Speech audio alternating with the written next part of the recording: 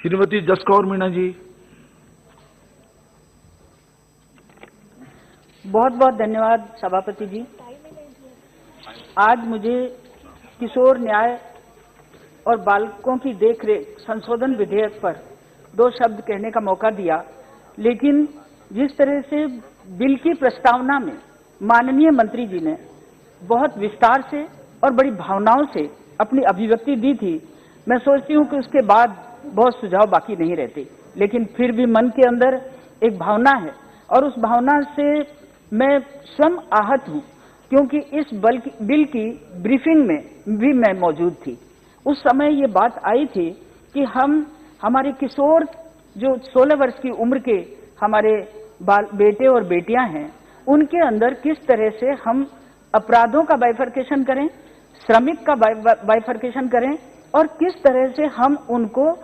बाहर अपराधों से बाहर निकालना, संस्कारित जीवन में लाना, ये हम कैसे कर सकते हैं। सबसे पहले तो मैं एक ही बात आपके समक्ष रखना चाहूंगी, आपके माध्यम से मंत्री जी के सामने, कि बाल श्रमिक की भी परिभाषा हो। आज 80% गांवों के लोग जहां की खेती है, खलियानी है, छोटे छोटे धंधे हैं, पशुपालन है, बालक बालिकाओं की देखरेख, छोटे बहन भाइयों की देखरेख है, उसमें भी हमारे किशोर उम्र के बालक बालिकाएं काम कर रहे हैं। तो मैं ये सोचती हूँ कि आत्मनिर्भर भारत का सपना भी परंपरागत श्रमिक जो हमारे काम है घरेलू, उन कामों से बालक को हम दूर ना करें, उनको समुचित उस बालक का समुचित विकास करते हुए, शिक्षा देते हुए, उसकी गुणवत्ता और उसकी क्वालिटी को इम्प्रूव करते हुए, इन सारे कामों के साथ जोड़ते हुए हम इन बाल श्रमिकों के, इस बालक के श्रमिक की व्याख्या करें। साथ ही मैं ये भी कहूं कि हमारे देश का 4 भागों में यदि हम इस समाज को बांटते हैं, एक उच्च वर्ग है, एक मध्यम वर्ग है, एक निम्न वर्ग है और एक मजदूर वर्ग है, तो हम इन चारों वर्गों में यदि देखते हैं तो सबसे ज्यादा अपराध यदि होते हैं तो मैं सोचती हूँ कि निम्न वर्ग और निराश्रित वर्ग में होते हैं। निराश्रित में भीख मांगने वाले, आज दिल्ली के अंदर भी हर चौराहे के ऊपर बालक भीख मांग रहे हैं, लेकिन हम उनका कोई इलाज नहीं कर सके। ठीक इसी प्रकार खेतों के अंदर काम करने वाला किसान, मैं खुद आपको बताना चाहती हूँ कि मेरी 6 वर्ष की उम्र से मैंने खेती के काम किए, पशुपालन का काम किया, लेकिन उस परंपरागत काम को सीखते हुए, शिक्षा प्राप्त करके मैं आगे बढ़ गई। तो उसी का परिणाम है कि आज एक संपूर्ण जीवन मैं अपने आप का मानती हूँ। ठीक उसी प्रकार मैं आपको कहना चाहूं कि निर्भया कांड में इतने बरस लगे और तब लगे जब उसके माँ और पिताजी ने इतना संघर्ष किया। उस समय न कानून ने, न समाज ने, न सरकार ने उनको शीघ्र कानून का उनको लाभ देने का कोई भी ऐसा प्रयास नहीं किया। हमारी वकालत, हमारे वकील जिस तरह के कानून की पेचीदगियों में गुजरते हुए वर्षों तक न्याय नहीं दिला सकते, उसके लिए मैं सोचती हूँ कि राजनीतिक प्रभाव भी कहीं न कहीं उसमें बाधक होता है और अपराधी को बचाने के लिए जब राजनीतिक प्रभाव आ जाता है, उस समय ऐसे कठोर कानून बनने बहुत जरूरी हैं। मैं ये भी कहना चाहूंगी कि बाल आश्रय देने वाली संस्थाओं के प्रति भी सतर्क होना पड़ेगा। उनके लिए भी कठोर से कठोर कर्तव्य निर्धारित करने पड़ेंगे। आज जो भी आता है समाज सेवी बनकर समाज सेवा के नाम से बहुत सारे प्रोजेक्ट ले लेता है और उन प्रोजेक्ट के माध्यम से जिस तरह का शोषण उन बालक बालिकाओं के साथ होता है वो बहुत बहुत गंभीर है। बेटियों के प्रति सोच को बदलना पड़ेगा। बेटियों के प्रति सोच बदलने के लिए मैं एक ही बात कहूंगी कि बेटी तो आज हर समाज, हर परिवार के लिए, कहते हैं ना, खुशबू है ये बाप की, माँ की है पहचान, जिस घर में बिटिया नहीं वो घर है सुनसान। जब हम इतना बड़ा मानते हैं तो हम क्यों नहीं सोचते कि हमारी बेटियों की सामाजिक, भावनात्मक, मनोवैज्ञानिक विश्लेषण करते हुए हम उनको सुरक्षित करें और सुरक्षित करने के लिए जो आश्रय दिए जाते हैं, आज हम सोच रहे हैं कि डीएम हमारा कमेटी का मेंबर होगा और वो बाल सुरक्षा में पूरी मदद करेगा, लेकिन डीएम के पास इतना काम है। दूसरी बात यह है कि एडीएम को आपने लिया, लेकिन दोनों ही जगहों पर यदि पुरुष भाई हैं तो मैं सोचती हूँ कि उनमें से किसी न किसी जगह पर एक महिला प्रशासक को जरूर है लेना। दूसरी बात यह भी है कि एनजीओ को भी आप उसके साथ जोड़िए, क्योंकि आज 90% एनजीओ इस तरह के कामों में लगे हुए हैं, लेकिन उनके कान भी बंद हैं तो आंख भी बंद है। उस स्थिति में हमको ये सोचना होगा कि हम किस तरह से ये काम करें। घरों में भी, माननीय सभापति जी, मैं एक बात कहूंगी कि घरों के अंदर सेवक हैं और दोनों पति पत्नी कामकाजी हैं, वो घर से बाहर चले जाते हैं। ऐसी स्थिति में आप ये देखिए, सेवक सठ नृप कृपण, हमारा जो न्याय करने वाला राजा है वो भी कृपण है, और कुनारी कपटी मित्र सूल समचारी। यदि हम इन चारों पर भी ध्यान देते हुए पारिवारिक संरचना में इनकी भूमिका को तय कर लें तो हमें निश्चित है कि हमारे किशोर भाई। बहुत धन्यवाद सभापति जी। आज मुझे किशोर न्याय और बालकों की देखरेख संशोधन विधेयक पर 2 शब्द कहने का मौका दिया, लेकिन जिस तरह से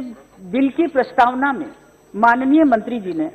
बहुत विस्तार से और बड़ी भावनाओं से अपनी अभिव्यक्ति दी थी, मैं सोचती हूं कि उसके बाद बहुत सुझाव बाकी नहीं रहते, लेकिन फिर भी मन के अंदर एक भावना है और उस भावना से मैं स्वयं आहत हूं, क्योंकि इस बिल की ब्रीफिंग में भी मैं मौजूद थी। उस समय ये बात आई थी कि हमारे किशोर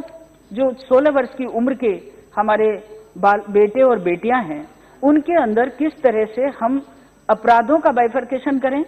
श्रमिक का बाइफरकेशन करें, और किस तरह से हम उनको बाहर अपराधों से बाहर निकालना, संस्कारित जीवन में लाना, ये हम कैसे कर सकते हैं। सबसे पहले तो मैं एक ही बात आपके समक्ष रखना चाहूंगी, आपके माध्यम से मंत्री जी के सामने, कि बाल श्रमिक की भी परिभाषा हो। आज 80% गांवों के लोग जहां की खेती है, खलियानी है, छोटे छोटे धंधे हैं, पशुपालन है, बालक बालिकाओं की देखरेख, छोटे बहन भाइयों की देखरेख है, उसमें भी हमारे किशोर उम्र के बालक बालिकाएं काम कर रहे हैं। तो मैं ये सोचती हूँ कि आत्मनिर्भर भारत का सपना भी परंपरागत श्रमिक जो हमारे काम है घरेलू, उन कामों से बालक को हम दूर ना करें, उनको समुचित, उस बालक का समुचित विकास करते हुए, शिक्षा देते हुए, उसकी गुणवत्ता और उसकी क्वालिटी को इम्प्रूव करते हुए, इन सारे कामों के साथ जोड़ते हुए हम इन बाल श्रमिकों के, इस बालक के श्रमिक की व्याख्या करें। साथ ही मैं ये भी कहूं कि हमारे देश का 4 भागों में यदि हम इस समाज को बांटते हैं, एक उच्च वर्ग है, एक मध्यम वर्ग है, एक निम्न वर्ग है और एक मजदूर वर्ग है, तो हम इन चारों वर्गों में यदि देखते हैं तो सबसे ज्यादा अपराध यदि होते हैं तो मैं सोचती हूँ कि निम्न वर्ग और निराश्रित वर्ग में होते हैं। निराश्रित में भीख मांगने वाले, आज दिल्ली के अंदर भी हर चौराहे के ऊपर बालक भीख मांग रहे हैं, लेकिन हम उनका कोई इलाज नहीं कर सके। ठीक इसी प्रकार खेतों के अंदर काम करने वाला किसान, मैं खुद आपको बताना चाहती हूँ कि मेरी 6 वर्ष की उम्र से मैंने खेती के काम किए, पशुपालन का काम किया, लेकिन उस परंपरागत काम को सीखते हुए, शिक्षा प्राप्त करके मैं आगे बढ़ गई। तो उसी का परिणाम है कि आज एक संपूर्ण जीवन मैं अपने आप का मानती हूँ। ठीक उसी प्रकार मैं आपको कहना चाहूँ कि निर्भया कांड में इतने बरस लगे, और तब लगे जब उसके माँ और पिताजी ने इतना संघर्ष किया। उस समय न कानून ने, न समाज ने, न सरकार ने उनको शीघ्र कानून का उनको लाभ देने का कोई भी ऐसा प्रयास नहीं किया। हमारी वकालत, हमारे वकील जिस तरह के कानून की पेचीदगियों में गुजरते हुए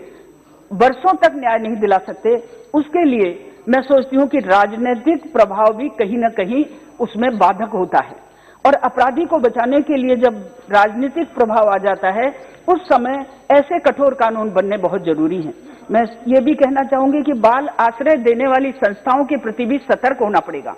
उनके लिए भी कठोर से कठोर कर्तव्य निर्धारित करने पड़ेंगे। आज जो भी आता है समाज सेवी बनकर समाज सेवा के नाम से बहुत सारे प्रोजेक्ट ले लेता है, और उन प्रोजेक्ट के माध्यम से जिस तरह का शोषण उन बालक बालिकाओं के साथ होता है वो बहुत बहुत गंभीर है। बेटियों के प्रति सोच को बदलना पड़ेगा। बेटियों के प्रति सोच बदलने के लिए मैं एक ही बात कहूंगी कि बेटी तो आज हर समाज, हर परिवार के लिए, कहते हैं ना, खुशबू है ये बाप की, माँ की है पहचान, जिस घर में बिटिया नहीं वो घर है सुनसान। जब हम इतना बड़ा मानते हैं तो हम क्यों नहीं सोचते कि हमारी बेटियों की सामाजिक, भावनात्मक, मनोवैज्ञानिक विश्लेषण करते हुए हम उनको सुरक्षित करें, और सुरक्षित करने के लिए जो आश्रय दिए जाते हैं,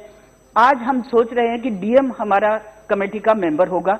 और वो बाल सुरक्षा में पूरी मदद करेगा, लेकिन डीएम के पास इतना काम है। दूसरी बात यह है कि एडीएम को आपने लिया, लेकिन दोनों ही जगहों पर यदि पुरुष भाई हैं तो मैं सोचती हूँ कि उनमें से किसी न किसी जगह पर एक महिला प्रशासक को जरूर है लेना। दूसरी बात यह भी है कि एनजीओ को भी आप उसके साथ जोड़िए, क्योंकि आज 90% एनजीओ इस तरह के कामों में लगे हुए हैं, लेकिन उनके कान भी बंद हैं तो आंख भी बंद है। उस स्थिति में हमको ये सोचना होगा कि हम किस तरह से ये काम करें। घरों में भी माननीय सभापति जी, मैं एक बात कहूंगी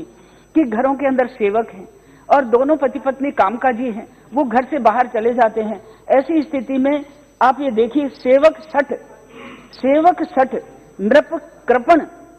हमारा जो न्याय करने वाला राजा है वो भी कृपण है, और कुनारी कपटी मित्र सूल समचारी। यदि हम इन चारों पर भी ध्यान देते हुए पारिवारिक संरचना में इनकी भूमिका को तय कर लें तो हमें निश्चित है कि हमारे किशोर बालिकाओं को न्याय मिलेगा। धन्यवाद।